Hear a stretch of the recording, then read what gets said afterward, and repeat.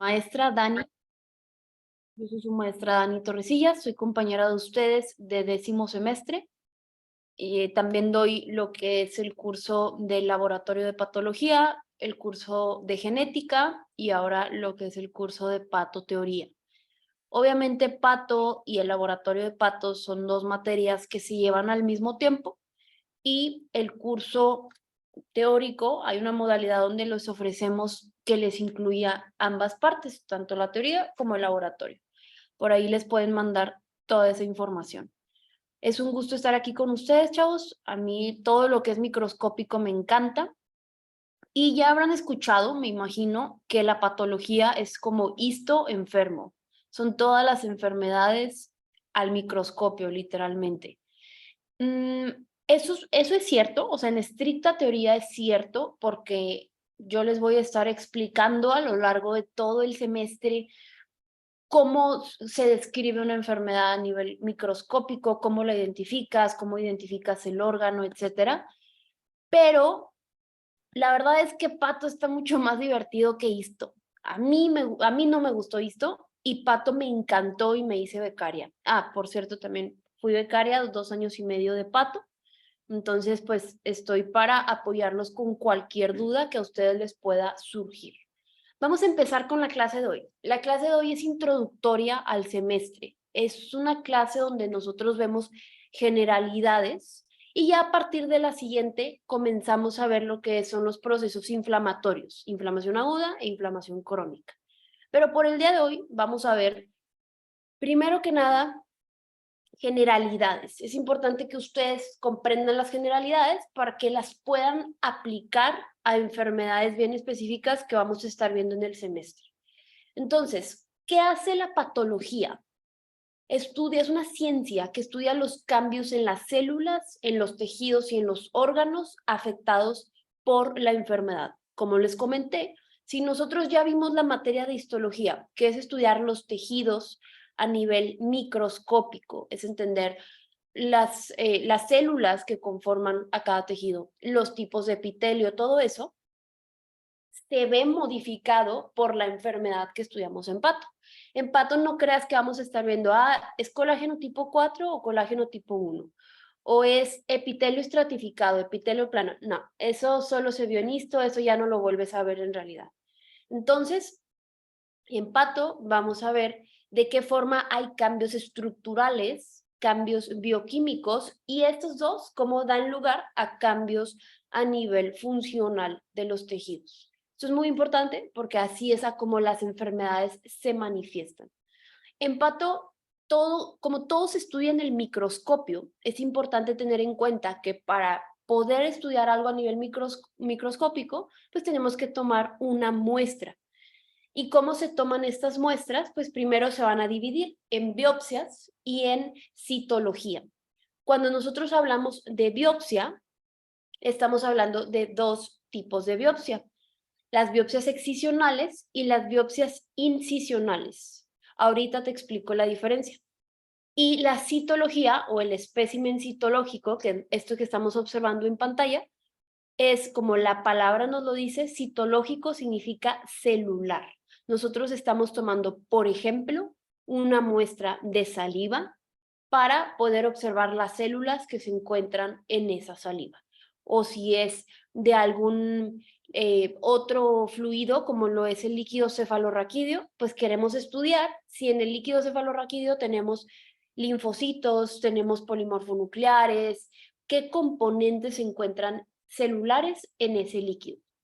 Como un pequeño paréntesis, pues recordarás que el líquido cefalorraquídeo es estéril, ahí no debería de haber nada de células, pero en ciertas situaciones patológicas, como cuando hay una tuberculosis meningea, pues esperas encontrar la micobacteria como tal, al bicho, a la bacteria de la tuberculosis, y esperas encontrar también células del sistema inmunológico, principalmente linfocitos. Entonces, ese tipo de, con ese conocimiento es lo que nos va a servir para poder hacer uso de un espécimen citológico, mientras que las biopsias se dividen, como te comenté, en dos. La biopsia excisional es cuando se retira por medio de cirugía toda la muestra del cúmulo de células, puede ser un tumor, y se quita todo. La misma palabra nos lo dice, excisional, como tu ex, o sea, se quita todo, ya no lo ves, se quita absolutamente toda la muestra. Así me lo aprendí yo cuando llevé la materia. Y biopsia incisional, solo se hace una pequeña incisión en el tumor porque no lo debes de quitar todo. Ejemplo de eso es el cáncer de glándula mamaria, que lo veremos más adelante en el curso. Entonces, esto siempre lo preguntan como preguntas directas en el examen para asegurarse que tú sepas la diferencia entre biopsia excisional y biopsia incisional, ya que son conceptos que vas a estar escuchando muy seguido una vez que entres a tus rotaciones. Ahora, hablando únicamente de los especímenes citológicos, de cuando se toman muestras de células por individual, nosotros tenemos varios tipos de especímenes citológicos que es importante conocer, empezando por el BAF. El BAF es la abreviatura para biopsia por aspiración con aguja fina. Literalmente se introduce una aguja, se aspira como cuando estás tomando refresco con un popote, se aspiran las células y esa es tu muestra, esa es tu citología que luego vas a estudiar en el microscopio. Se encuentra también la citología exfoliativa, el Papa Nicolau, ya hemos escuchado mucho en campañas, incluso cuando, si les tocó ir a comunidad, pues lo que es el Papa Nicolau, que es el estudio de citológico que se hace para la detección oportuna del cáncer cervicouterino. Lo vamos a estar viendo bastante en pato. Y la citología de líquidos, como les comenté anteriormente, de líquido cefalorraquídeo, de orina, son solo 2 ejemplos, puede ser de saliva, con que sean fluidos corporales, pues ya los podemos estudiar.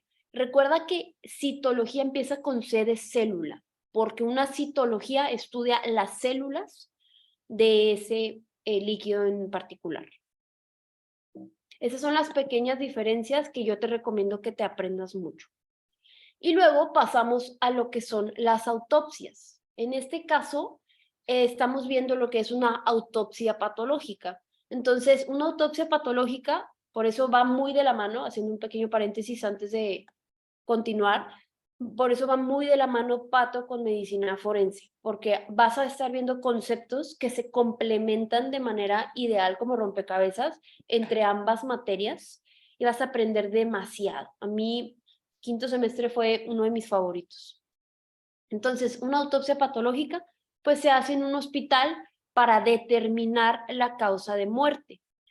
Esto generalmente se lleva a cabo cuando no se conoce, chavos, la enfermedad que tenía el paciente o si, por ejemplo, encuentran al paciente sin vida en su casa, pues no se sabe si fue homicidio, si fue suicidio, y ahí es donde procede una autopsia. Pero si el paciente llevaba enfermo de cáncer por 10 años, pues no se hace una autopsia porque no es necesario, se conoce la causa de muerte en específico y se puede definir porque toda esa información te la piden en el certificado de defunción que vas a estar viendo en tu materia de medicina legal. Entonces, se hace en un hospital, obviamente se hace por un médico forense o un patólogo especialista en lo que son las autopsias patológicas. Requiere que el certificado de defunción esté firmado por ese médico tratante y que tenga una causa clínica de muerte. Está muy interesante cómo se llenan esos documentos de certificados, ya los verás más adelante en tus materias. Y luego es importante que conozcan cómo se divide la patología. Hay 2 ramas principales que a ti te van a servir y aquí te recomiendo que no tanto que lo apuntes, sino que solo comprendas los conceptos. Se dividen patología general y patología sistémica. Entonces, la general son las reacciones que tienen las células y los tejidos a estímulos lesivos. Ejemplo, pues lesión celular, reacciones inflamatorias. Todo esto son las primeras clases que nosotros vamos a estar viendo. Y todo lo que yo te enseñe de patología general aplica para la patología sistémica, ¿ok? Porque la patología sistémica son las alteraciones y los mecanismos específicos de los órganos y los sistemas. O sea, va a haber todo un parcial donde nosotros estemos estudiando patología cardíaca, patología pulmonar, y todo lo que yo te enseñé en la general aplica para esos órganos y sistemas. Un ejemplo de esto: si en la patología general nosotros estudiamos el mecanismo de la inflamación aguda, y yo te explico, ok, en la inflamación aguda es causada por células polimorfonucleares, principalmente los neutrófilos, que liberan sus enzimas que se encuentran en los gránulos de los neutrófilos, y esto es ocasionado también por un aumento en el flujo sanguíneo. Te explico todo el mecanismo, imagínate. Este conocimiento que tú ya tienes va a aplicar para las patologías que veamos a nivel cardíaco. Por ejemplo, si hubo una trombosis venosa profunda, lo que yo te expliqué acá aplica para que tú entiendas la trombosis venosa, o aplica para que el infarto agudo al miocardio te haga sentido por qué hay isquemia, por qué hay necrosis tisular, por qué se mueren los miocardiocitos. Entonces, todo esto son conceptos que van muy de la mano. Entonces, si tú aprendes muy bien patología general, pues el semestre se te va a hacer fácil porque aplica los mismos conceptos en órganos diferentes. Y por último, antes de pasar a lo que son las lesiones celulares, tenemos este concepto que es muy importante: la patogenia. La patogenia es la secuencia de episodios celulares, bioquímicos y moleculares que sucede a la exposición de la célula o tejidos a un agente lesivo. Vamos a ver N,000 ejemplos de esto a lo largo del semestre, pero para que te quede todavía más claro, ¿qué es un agente lesivo? Por ejemplo, el paracetamol. Tú vas a decir, Dani, pero el paracetamol es un fármaco. Sí, pero el paracetamol en cantidades muy grandes, como un frasco entero de paracetamol, es un agente lesivo. ¿A quién le hace daño principalmente? Al hígado, a los hepatocitos. Ellos se mueren porque no pueden metabolizar tanto fármaco. Entonces, ese es un ejemplo de cómo un fármaco, un agente externo, puede llegar a ocasionar una serie de eventos que se traducen en la necrosis de los hepatocitos. Y ese paciente, como tiene necrosis hepática, eso lo va a llevar a una insuficiencia hepática. Y eso lo puede llevar a una disfunción multiorgánica o una insuficiencia multiorgánica. Entonces, patogenia es la secuencia de eventos ocasionados por un estímulo que ocasiona una lesión en la célula. Pues la célula conforma todos los tejidos. Entonces, esto como generalidad. Y ahora sí, entrando a lo que es lesión y muerte celular, esa clase está bien padre porque va muy de la mano con lo que vamos a ver en el laboratorio.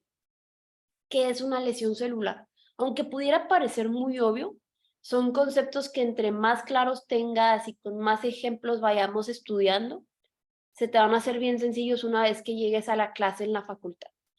Entonces, la lesión celular se produce cuando se exceden los límites fisiológicos de adaptación a nivel celular. Y hay dos ramas principales de lesión celular. Está la rama reversible y la irreversible.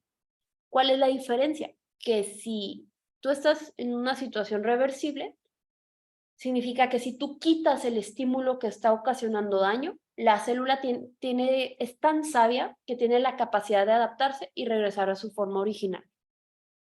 Pero la reversible no, significa que el estímulo lesivo estuvo tanto tiempo o fue tan fuerte de forma aguda que ocasionó la muerte celular.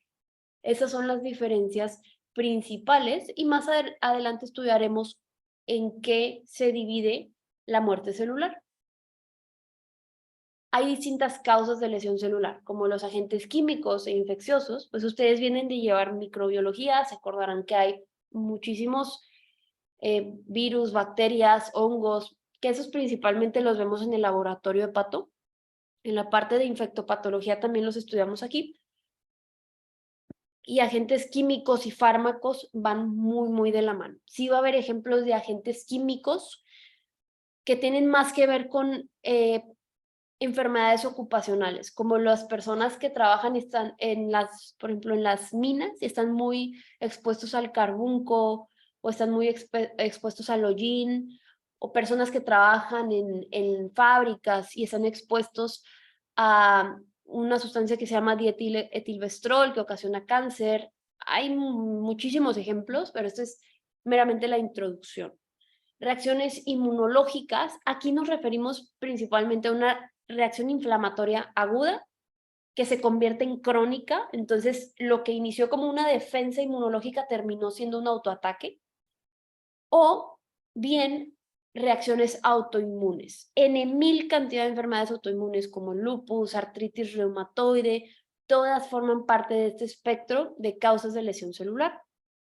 Alteraciones genéticas, ni se diga, alteraciones nutricionales, cuando una persona está en un estado catabólico por falta de consumo de alimentos, tiene mucho que ver falta de vitaminas, falta de las macromoléculas, y finalmente la hipoxia, que sabemos, la hipoxia es la privación de oxígeno, que también va a llevar a una lesión celular aguda, y esta es irreversible. Ahora, viendo algunos ejemplos y un poquito más de lo que es la lesión celular reversible, pues esta se caracteriza por alteraciones funcionales y estructurales, como les comenté anteriormente, se van a corregir si se elimina el estímulo dañino. En este caso, tenemos el ejemplo de la degeneración hidrópica de riñón. Este es un corte de riñón. Lo vamos a ver súper bien cuando lleguemos al laboratorio. Pero este es un corte de riñón. ¿Cómo sé que es riñón? Porque aquí están los glomérulos. Este es uno, este es otro. Y estos son todos los túbulos renales. En pato, haciéndoles un pequeño paréntesis, no importa si son los túbulos contorneados o los colectores, nada, eso solo era para los exámenes de histo. Aquí eso no importa, solo importa que identifiques el órgano. Entonces, volviendo al ejemplo, la degeneración hidrópica es cuando la célula empieza, principalmente de las células en los túbulos, se empiezan a edematizar, se hinchan, porque falla la bomba sodio-potasio ATPasa en su membrana, entonces no hacen un correcto intercambio de sodio y de agua que lo sigue, junto con el potasio, y se empiezan a edematizar. Entonces, la causa de esto es mitocondrial. Pero solo es un ejemplo para que veas que cuando se quita el estímulo lesivo, que en este caso es un exceso de agua, la célula puede llegar a su tamaño normal. La célula puede regresar a su tamaño normal. Entonces es muy importante que te acuerdes por medio de estos ejemplos si la lesión es reversible o si la lesión es irreversible. Aquí tenemos que el primer cambio que aparece es la tumefacción celular, y la respuesta a la lesión depende de el tipo de lesión, naturalmente, la naturaleza de la lesión, cuánto dura y qué tan grave es. Va a haber muchos ejemplos, la esteatosis hepática es otro, pero eso lo vamos a ver a lo largo del curso. Tenemos varios mecanismos bioquímicos de lesión celular. Estos te los pueden hacer como preguntas directas, así te los pueden preguntar, o te los pueden preguntar de formas indirectas, como quiera a lo largo del curso. Vamos a estar viendo preguntas de examen, al final va a haber un Kahoot que a ustedes les apoye en poder practicar cómo es que preguntan en la facu. Algunos mecanismos de lesión celular es el agotamiento, la disminución del ATP y o lesión mitocondrial. Generalmente van muy de la mano. Acuérdate que la principal función de la mitocondria es la fosforilación oxidativa. Y al final de este proceso, ¿qué teníamos? La formación de lo que es el ATP. Entonces, al tener esta molécula de ATP, que es como la principal fuente de energía de la célula, pues esta sube a la membrana, este ATP, y sirve para las bombas sodio-potasio o para otras bombas de intercambio activo.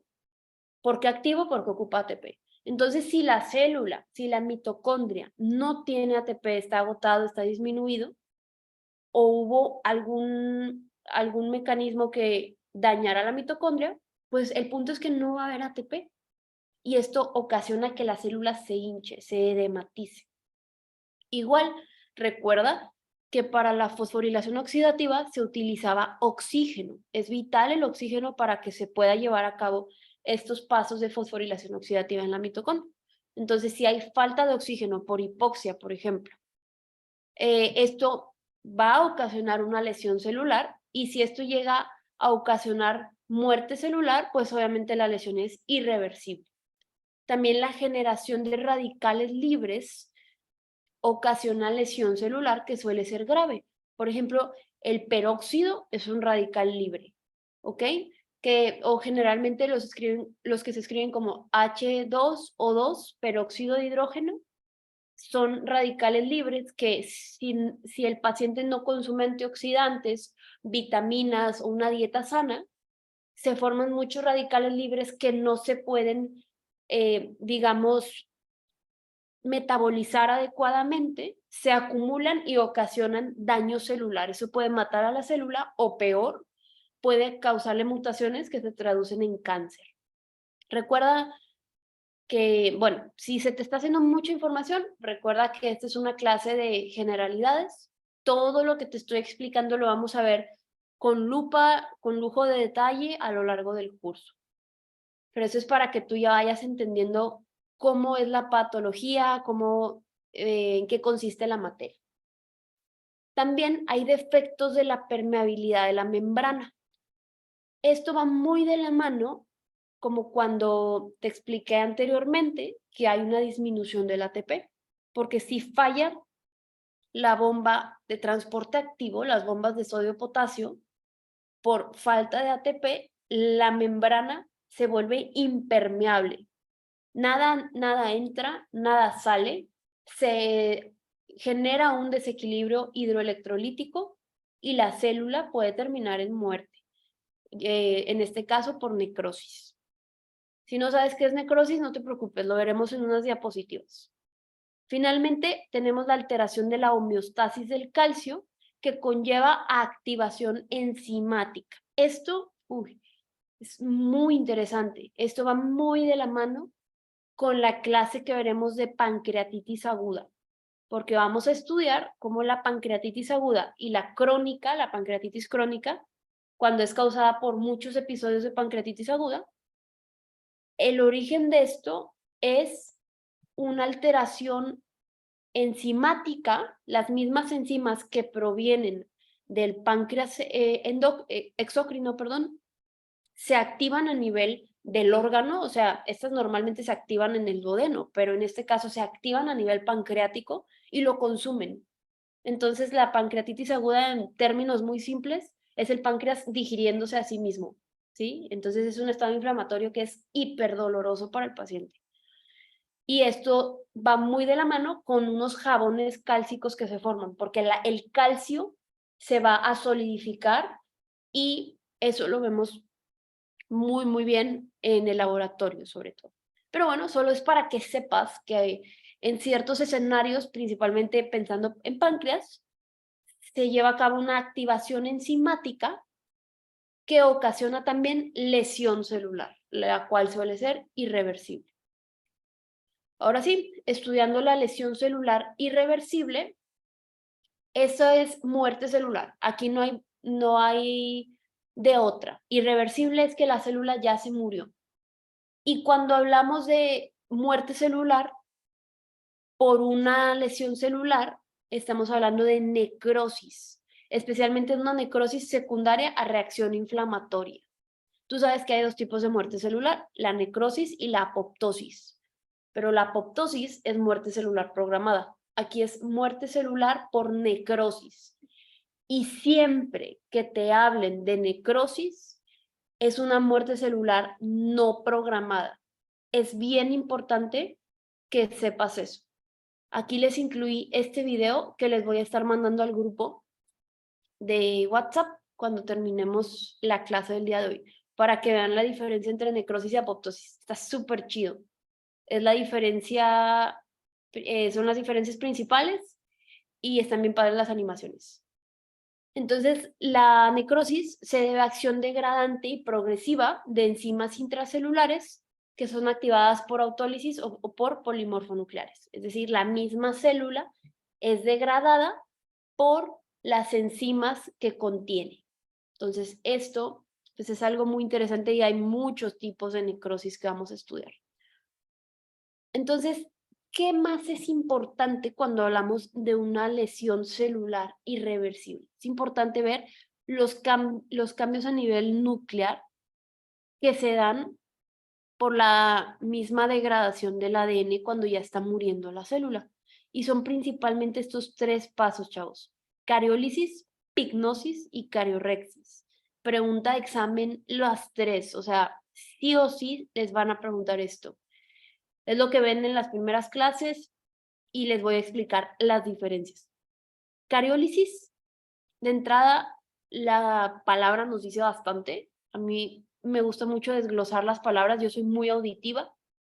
Entonces, escucho como el origen de la palabra. A ver, cario y lisis. Bueno, cario me suena como a célula, como C de célula, como cromatina.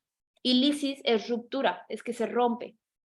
Entonces, la cariólisis, este paso, es la reducción en la basofilia de la cromatina, secundaria a la degradación del núcleo por acción de endonucleases.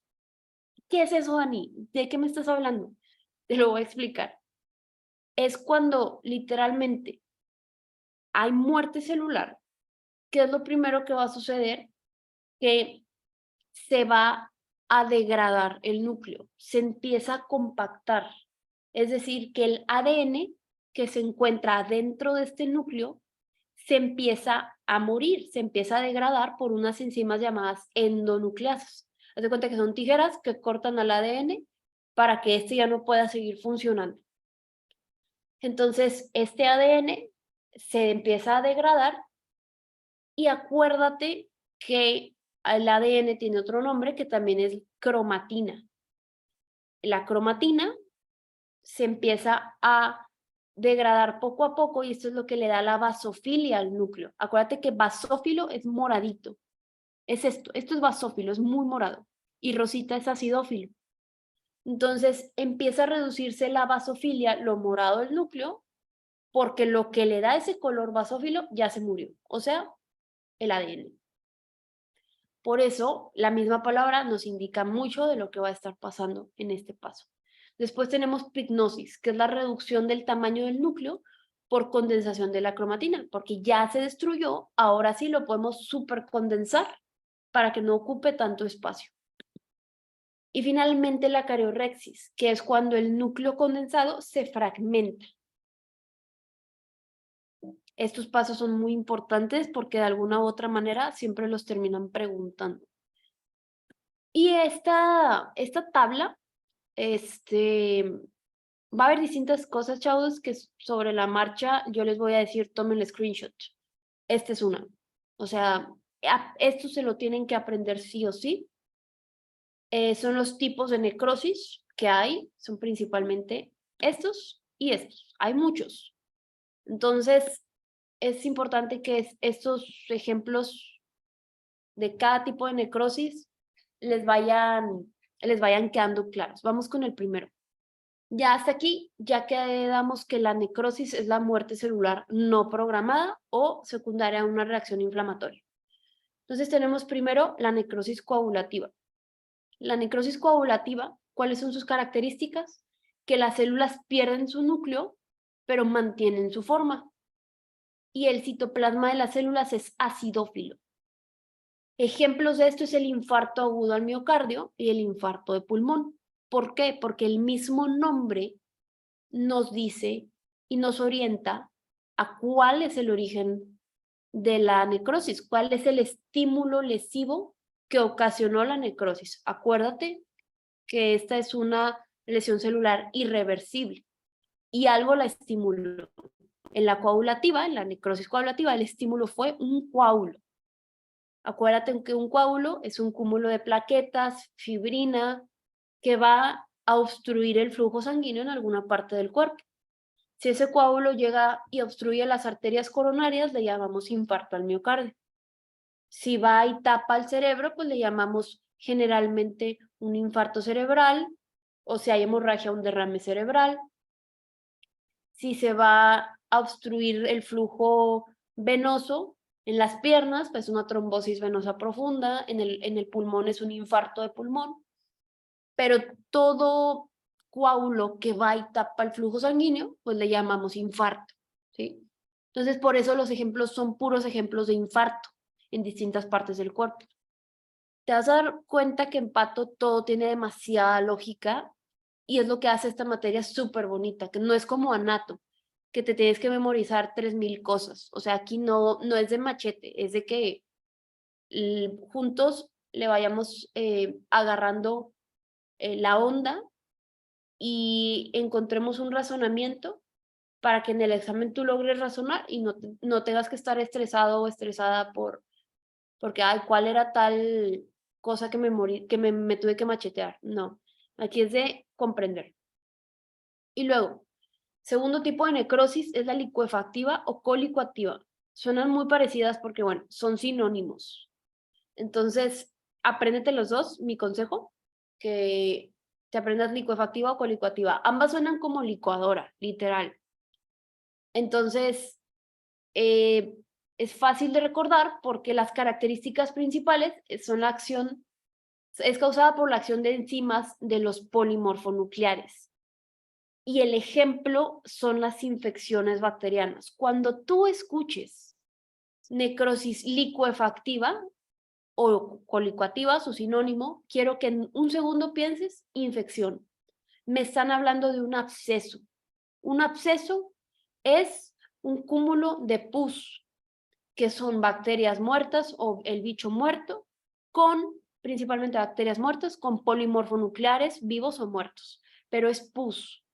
Y los abscesos se pueden dar en todo el cuerpo, no nada más en la piel donde se ven. Se pueden dar internamente en cualquier órgano que esté infectado. Es muy importante que recuerden esto, porque cuando piensen en necrosis licuefactiva o colicoactiva, en un segundo piensa en infección bacteriana. Y si piensas en infección bacteriana, el siguiente pensamiento lógico es polimorfonucleares. Recordando de inmuno, los polimorfonucleares son los primeros en llegar al sitio de acción inflamatoria. O sea, neutrófilos, macrófagos, esos dos, causando abscesos.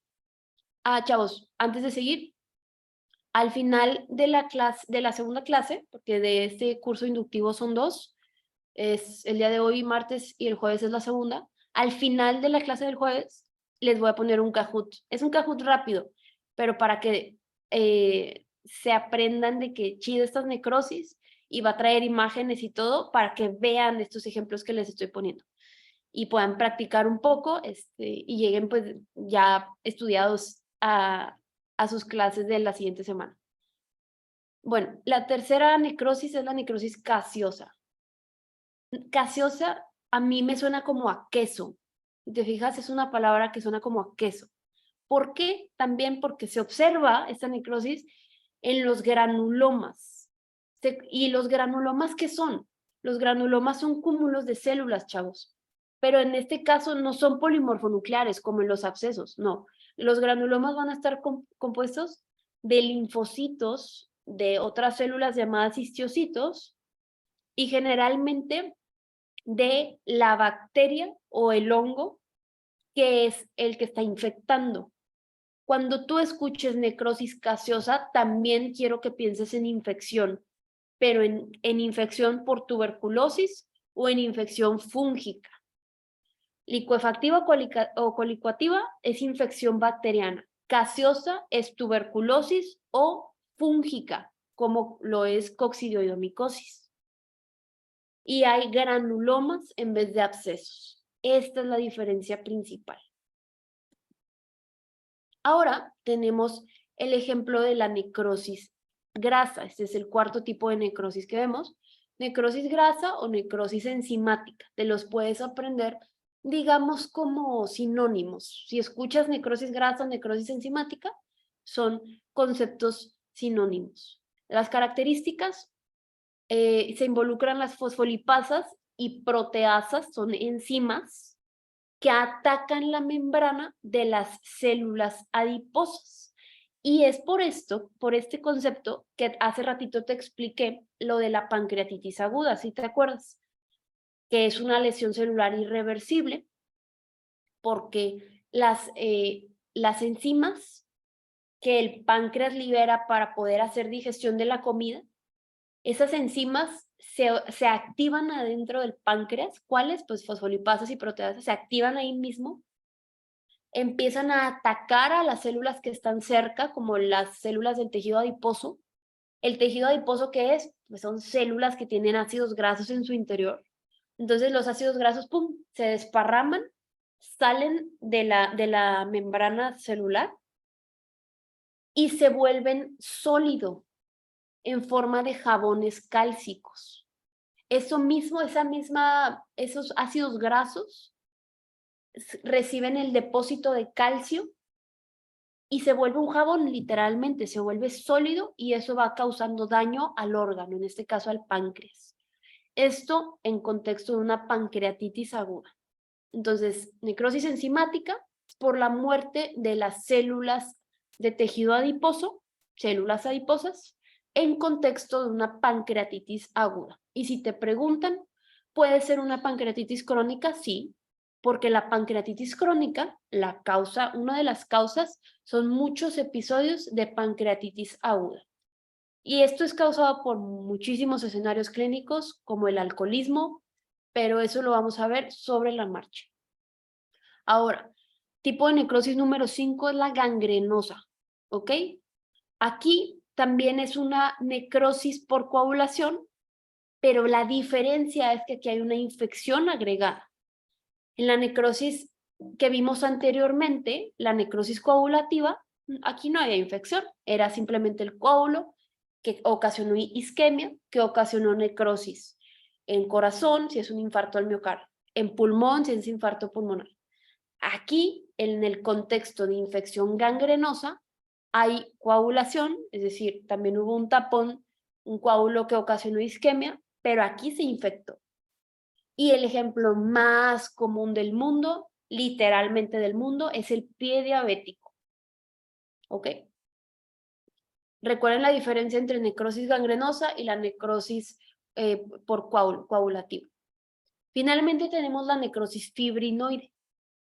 Cuando hablamos de la palabra fibrina, lo primero que a mí, en lo personal, me viene a la mente es un coágulo, porque los coágulos están hechos de cúmulos de plaquetas con fibrina. Pero vamos a ver qué es la necrosis fibrinoide. Este es un tipo de necrosis muy específico, porque son reacciones inmunes que se llevan a cabo en los vasos sanguíneos por el depósito de complejos inmunes e inflamación de la pared vascular, de la misma pared del vasito sanguíneo. A ver, ¿qué son los complejos inmunes para empezar? Recordarás de tu materia de inmuno que un complejo inmune es cuando hay un anticuerpo que se une a un antígeno y esta unión antígeno-anticuerpo va y se deposita en algún tejido. Por ejemplo, esto es muy común que suceda en lupus porque el antígeno-anticuerpo va, se deposita en el glomérulo, en los riñones y ocasiona una glomerulonefritis lúpica. ¿Ok? Y obviamente esto implica pues inflamación en los riñones. Pero aquí en contexto de una necrosis fibrinoide, estos complejos inmunes se van a depositar en la pared de los vasos sanguíneos, ocasionando lo mismo. Realmente no importa tanto en qué tejido u órgano estemos, si hay complejos inmunes, esos son al final del día células que no deberían estar ahí, son moléculas que causan inflamación y en contexto de un vaso sanguíneo, pues le llamamos vasculitis. Más adelante en la carrera vas a ver muchísimos tipos de vasculitis que hay. Generalmente se dividen por el tamaño del vaso sanguíneo que afectan. Si son los grandes vasos como la aorta, vasos sanguíneos de calibre mediano o pequeños vasos sanguíneos. Incluso arteriolas pueden ocasionar una vasculitis. Pero bueno, eso se verá más adelante. En patología es una breve introducción a todo este mundo. Okay, espero que se hayan aprendido bien estas diferencias, le hayan tomado screenshots, que definitivamente son preguntas que van a venir en el cajón del jueves. Y bueno, apoptosis, una palabra que todos hemos escuchado unas 300 veces en la carrera, es la muerte celular programada, también conocida como suicidio celular. Y aquí no hay inflamación. Preguntísima de examen. Diferencia entre apoptosis y necrosis, principal diferencia es que en la apoptosis no hay inflamación y en la necrosis sí hay inflamación. Te recomiendo mucho que ya acabando la clase veas el video que te voy a mandar para que veas cómo se organizan las vacuolas, súper bonito en la apoptosis y todo es ordenado. La membrana celular no se rompe y eso es lo que ocasiona que no haya una inflamación. En cambio, la necrosis se rompe la membrana celular, todo el contenido de la célula se desparrama, se desborda, y eso ocasiona que tengan que llegar las células polimorfonucleares a recoger el mugrero que se hizo, es decir, a fagocitar todo el material de células, de detritos celulares y células muertas. Mecanismos principales de apoptosis. Las células degradan su ADN, sus proteínas nucleares y citoplásmicas. La membrana celular permanece intacta, pero es impermeable, es decir, que no se escapa su contenido y no hay reacción inflamatoria, como te expliqué. Imagínate que todas las bombas que viste en fisio, las de transporte activo y pasivo, dejan de funcionar. Entonces, pues la célula se vuelve como, en vez de ser un ser dinámico con constante intercambio de nutrientes, pues la célula se vuelve dura, se vuelve como una pared. Imagínate que la membrana celular se vuelve como una pared, pues nada lo atraviesa. Entonces nada entra, nada sale. Y la célula apoptótica finalmente es fagocitada. Generalmente, esto sucede, por ejemplo, en el vaso. Acuérdate que ahí mueren los eritrocitos senescentes y ahí los macrófagos que están en el vaso se fagocitan a los eritrocitos viejos para evitar que luego vayan a otras partes del cuerpo a desparramarse, ¿no? A sufrir necrosis y pues inflamación. Eso es lo principal para lo que es la diferencia entre apoptosis y necrosis. Ahora, lesiones celulares por alteraciones genéticas. Esta ya es la última parte, porque ahora sí que en esta parte va a haber una relación mucho mayor con patología. Cuando nosotros escuchamos preneoplasia, displasia, como veremos también anaplasia, estos son términos patológicos 100%. Son las primeras veces en la carrera donde los escuchamos. La palabra neoplasia es tumor. Puede ser benigno, puede ser maligno, pero neoplasia es tumor. Si te digo preneoplasia, son células genéticamente alteradas, ¿ok? Son células genéticamente alteradas, ya de manera irreversible, que si continúan proliferando, van a ocasionar un tumor, en este caso maligno. Preneoplasia es la alteración genética en una célula que va a terminar siendo un tumor maligno. Sinónimos de preneoplasia es premalignas o precancerosas. Es el estado previo.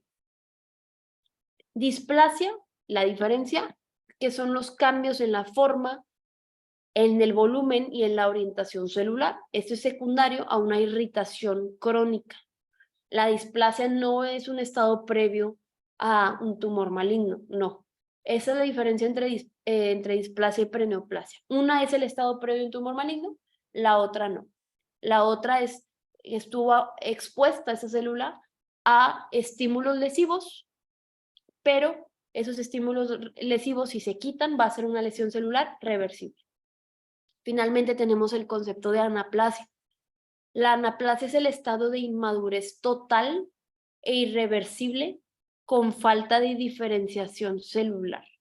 Esta imagen que te puse, este corte histopatológico, es un ejemplo de anaplasia. Es una lesión maligna e inmortalidad por alteración genética en genes reguladores de la apoptosis. Lo que te estoy enseñando aquí es una imagen al microscopio de un cáncer anaplásico, que cuando escuches la palabra anaplasia, asústate, porque anaplasia es el peor tipo de cáncer que tu paciente puede tener. Es cuando las células están totalmente desdiferenciadas. No sabes esto, si yo lo veo, no sé qué órgano estoy viendo, no tengo idea. No sé si es ganglio linfático, no sé si es mama, no sé si es tejido conectivo nada más con infiltrado, no sé, porque es anaplásico, no tiene forma. Y se puede deber también a daño celular heredable en las mismas células germinales. Esto no es lo común, te lo tengo que mencionar porque es alteración genética. Lo común es que sean lesiones adquiridas a lo largo de la vida por alteraciones, por mutaciones en los genes que regulan la apoptosis. Entonces recuerda, anaplasia es un término que vas a estar viendo mucho, sobre todo en primer parcial, ya que en primer parcial es donde estudiamos todas las neoplasias. Y ya, chavos, eso es todo por la clase del día de hoy. Esas fueron todas las generalidades de patología. En la siguiente clase, que es este jueves que viene, vamos a estudiar ahora sí todo lo que son las reacciones inflamatorias agudas, inflamaciones crónicas, las diferencias entre ambas en un contexto patológico. Y también para que sepan, yo estoy en el grupo de WhatsApp, entonces cualquier duda que les pueda surgir, cualquier pregunta del contenido del curso o cualquier otra pregunta, nos la pueden realizar en el grupo y ahí vamos a estar para estarlos apoyando. Entonces, pues fue un placer. Muchísimas gracias por haber entrado a la clase y los veo el jueves. Acuérdense de entrar para el Kahoot. Al final el Kahoot les va a servir bastante. Voy a poner muchas imágenes que les van a servir para todo lo de necrosis. Gracias y que tengan bonita semana. Que disfruten lo que queda de las vacaciones. Bye bye.